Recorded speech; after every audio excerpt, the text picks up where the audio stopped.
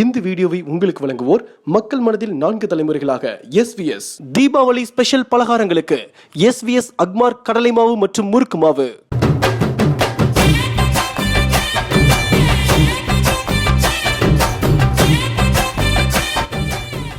வணக்கம்.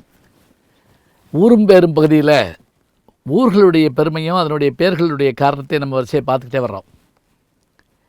இதில் இந்த குடி அப்படிங்கிற பேர் கொண்ட ஊர்கள் வந்து தமிழ்நாட்டில் ரொம்ப உண்டு.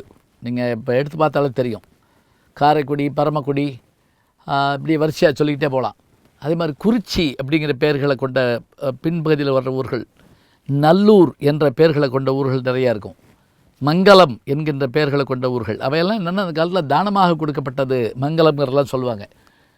சதுர்வேதி மங்கலம் அப்படிங்கிற பேரெல்லாம் அதுக்கு வைத்திருப்பாங்க. இன்னும் சில ஊர்களுக்கு போகிற போது நான் அந்த ஊர் பேரை பார்த்து ஆச்சரியப்படுவேன். வெண்பா ஊர், புலவர் ஊர் அப்படிலாம் அது பேர் வச்சுருக்கிறாங்க.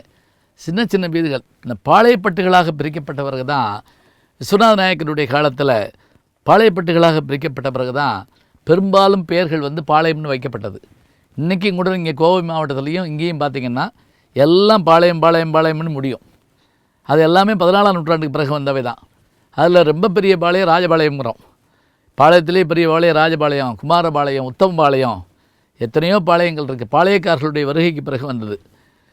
இதே மாதிரி வீதிகள்னு நீங்கள் எடுத்து பார்த்திங்கன்னா, இப்போ நம்ம வீதிகளுக்கு பேர் வைக்கிறப்ப அந்தந்த அரசர்களுடைய அதை யார் ஆண்டாங்களோ அவங்க காலத்துடைய பேராக தான் இருக்கும். இப்போ மகாத்மா காந்தி ரோடு இல்லாத ஊரே இருக்காது தமிழ்நாட்டில். எம்ஜி ரோடு அப்படிம்பாங்க. அது பெங்களூரில் இருக்கும், பாம்பேயில் இருக்கும், எல்லா ஊர்லேயுமே இருக்கும். ஜவஹர்லால் நேரு ஸ்ட்ரீட் எல்லா ஊர்லேயுமே இருக்கும். இதெல்லாம் நம்ம வந்து சுதந்திரத்துக்கு பிறகு வச்சுருப்போம். அதுக்கு முன்னாடி மவுண்ட் பேட்டன் பிரபு அவருடைய பேரில் வச்சுருப்பாங்க. ஆங்கிலேயர்களுடைய பேரில் இருக்கும். மதுரைக்கு மட்டும் என்ன சிறப்பு அப்படின்னா, ஒரு 2000 வருஷத்துக்கு முந்தைய பழைய ஊர் நாள். அதனால் இந்த தெருக்கள் பேர் வந்து ஆச்சரியமான பேர்களை உடையதாக இருக்குது. அது மட்டும் இல்லைங்க, யாரும் வந்து அந்த தெருவை இன்னும் மாற்றலை. அதுவே பெரிய சந்தோஷம். இல்லைன்னா ஆளுங்கட்சிக்கு ஏற்ப அந்தந்த இவங்களுடைய பேரில் வந்துக்கிட்டே இருக்கும். இங்கே மதுரையை மட்டும் அப்படின்னு ஒன்றும் பண்ணலை. அது ரொம்ப சந்தோஷமாக இருக்குது. மாதங்களின் பேர்களில் வீதிகள் இருக்குங்க மதுரையில். எப்படி? சித்திரை வீதி, ஆணி வீதி, ஆடி வீதி, ஆவணி வீதி, மாசி வீதி, எப்படி பேர் பாருங்க. இந்தந்த வீதிகளில் ஏன் இந்த பேர் அப்படின்னா, அந்தந்த மாதங்களில் நடக்கிற விழாக்களின் போது சுவாமி அந்தந்த வீதிகளில் வளம் வரும். இந்த விழா மாசி மாத விழாவா கண்டுபிடிச்சி போடலாம். அதே போல் மேலே மாசி வீதி, வடக்கு மாசி வீதி, கீழே மாசி வீதி, தெற்கு மாசி வீதி, திசையும் சேர்த்து அந்த மாதத்தை சேர்த்து சொல்லியிருப்போம். திசையும் மாதமும் சேர்ந்து வரும். இது ஒரு பக்கம். இன்னொன்று, என்ன பொருள் இங்கே விளைந்ததோ, என்ன பொருள் உற்பத்தி செய்யப்பட்டதோ அதுக்கேற்றபடியாக பேர் இருக்கும். இப்போ உதாரணமாக 1000 வருஷமாக பேர் மாறாமல் இருக்கக்கூடிய ஊர்களில் ஒன்று பூவிருந்தவள்ளி. பூந்தமல்லி சொல்கிறேன் பார்த்தீங்களா, அந்த அலர்மேல் மங்கை, அது மாதிரி அங்கே அந்த பூக்கள் விளைஞ்ச இடம் போட்டிருக்கு. இன்றைக்கும் நீங்கள் போய் பாருங்கள், பூந்தமல்லியில் பூ ஊற்றிக்கிட்டே இருப்பாங்க. அதாவது ஒரு 2000 வருஷமாக மார்க்கெட்டிங் உள்ள இடம், வியாபார ஸ்தலமாக இருந்தது. அதே பேரில் அழைக்கப்படுது. நான் கொஞ்ச நாளைக்கு முதல்ல அந்த பக்கம் போயிருந்தப்போ ராமானுஜருடைய 5 ஆசிரியர்கள் ஒருவராகிய திருக்கட்சி நம்பியினுடைய பிறந்தநாள் கொண்டாடினாங்க. ராமானுஜருக்கே 1000 வருஷம்னா அதுக்கு முந்தைய அவர் இருந்திருக்கணும் ஒரு ஆசிரியர். அப்போ அங்கே நான் பூ விற்கிறத பார்த்தேன் நான். மதுரைக்கு வாங்க. மதுரைன்னா மல்லிகை நமக்கு தெரியும். இங்கே என்னென்ன வீதிகள் இருக்குது அப்படின்னா, இப்போ இப்படி வச்சுக்கோங்க. ஓவியம் எழுதுகிறவர்களாக ஒரு தெருவில் இருக்காங்கன்னு வைங்களேன். அதுக்கு பேர் சித்திரக்கார தெருன்னு பேர். மதுரையில் விளக்குத்தூண் பக்கத்தில் சித்திரக்கார தெரு.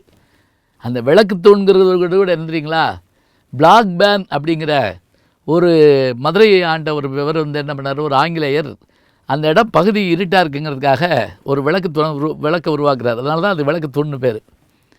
சித்திரக்கார தெரு, பச்சரிசிக்கார தெரு, அதாவது அரிசியில் பச்சரிசி விற்பவர்கள் இருக்கிற இடம். புழுங்கரிசிக்கார தெரு, தென்னை ஓலக்கார தெரு. பாருங்கள், வீடுகளுக்கு மேலே கூரை போடுறதுக்கு தென்னை ஓலக்கார தெரு. அதே மாதிரி தானப்ப முதலியார் அக்ரஹாரம். பாருங்கள், அக்ரஹாரம்ங்கிறது அந்தணர்கள் இருக்கிறது. கட்டி கொடுத்தவங்க வந்து தானப்ப முதலியார். அதே போல் கீழே மாரட்டு வீதி, மேலே மாரட்டு வீதி. மாரட்டு என்கின்ற துறை வெளிப்பக்கம் இருந்த அகழியை மூடி, அந்த அகழிங்கிறது தண்ணீர் தேங்கியிருக்கிற இடம், கோட்டை வாசலுக்கு முன்னாடி. இந்த செவரை அப்படியே தள்ளி விட்டு அந்த வீதியை வெளி வீதியை மாற்றி காமிச்சார். அதனால் மாரட் வீதின்னு பேர். இது பின்னாடி ஆங்கிலேயருடைய வருகைக்கு பிறகு வச்ச பேர். அதுக்கு முன்னாடி இருந்த பேர்களெல்லாம் இந்த பழைய பேர்கள் தான் இருந்தது. நவீன பேர் ஒன்று நான் பார்த்து வியந்தது என்னென்னா, சுடுதண்ணி வாய்க்கா தெருன்னு ஒரு தெரு இருக்குது.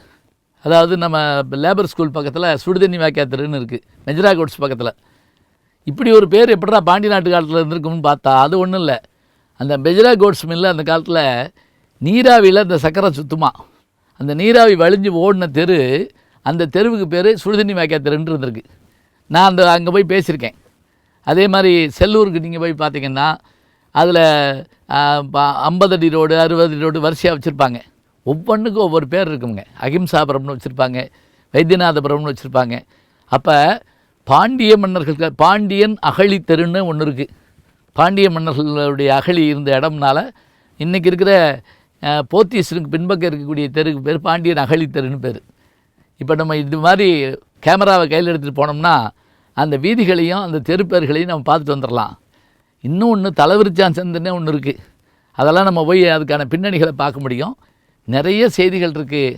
மதுரை வீதிகளை பற்றி இன்னும் தொடர்ந்து பார்ப்போம்.